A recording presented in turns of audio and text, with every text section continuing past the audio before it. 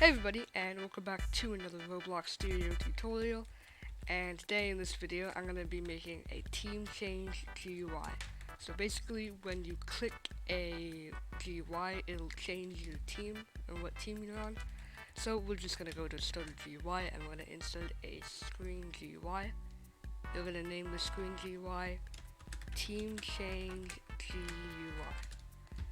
Then you're going to import a text button, and then you're going to go to the text button and change the anchor point to 0.5, comma 0.5, change the border size pixel to 0, and then you're going to change the position to 0.5, comma 0, comma 0.5, comma 0, and then you can change the size.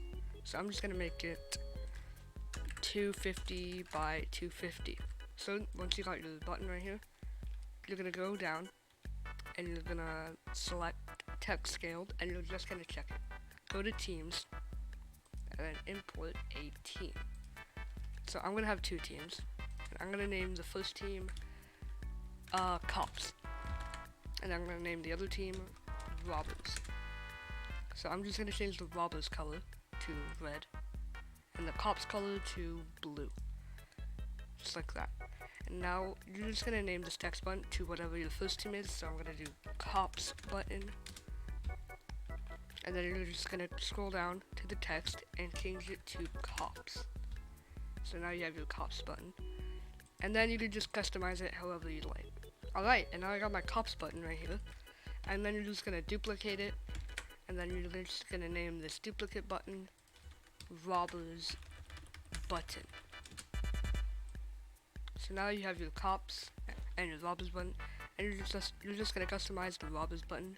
So now you have your cops and your robbers button right here, and you're just gonna go to replicated storage, and you're gonna insert a folder, and then in this folder you're just gonna call it events, and then in this event folder you're gonna import a remote event, and then you're just gonna call this remote event cop team.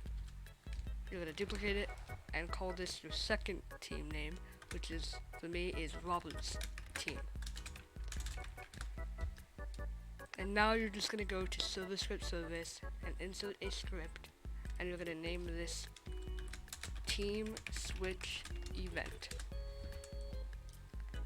So now in the script you're gonna do local ls equals game.replicated storage, then ls dot events dot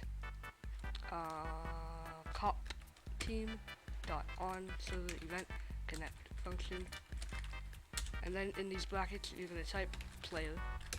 Oh, I need to remember right here, you're just gonna type local player equals game dot players dot local player.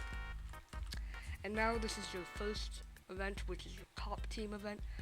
So what you're gonna do is you're gonna do player dot team. Player.team will equal game.players game.teams.cops. You're going to do ls.events.robbers team on server event connect function player. And you're just going to duplicate this and put this right here. That's going to be the robbers team. Now you're just going to go to your cops button. You're going to insert a local script, and then in this local script you're going to type local ls equals game.replicated storage, and then script.parent.mouse button 1 click connect function, and then ls.events dot cop team file server, and you're just going to duplicate this, going to copy this and paste it into the robbers button, and you're just going to change this to robbers team. You're going to need to go back to your cops button, and you're going to go down and type script.parent.parent.enabled equals false. And you're going to do the same with your robbers button. Right there. So now let's test this out and see if it works.